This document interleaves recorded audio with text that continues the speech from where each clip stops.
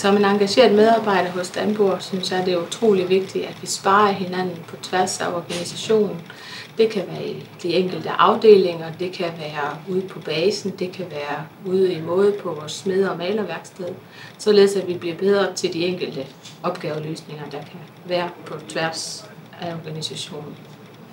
Jeg synes også, det er vigtigt, at vi yder en helhjertet indsats ved hver enkelt ting. Det kan være store som små opgaver, der kommer til os.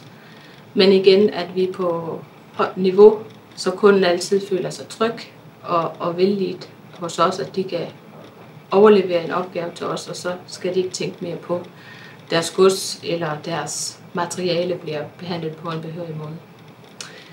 Som en engageret medarbejder hos Danpo synes jeg også, at det er vigtigt, at vi gør en proaktiv indsats for netop at undgå, at der kommer små problemstillinger hen ad vejen, men ellers ser vi også en løsning på det.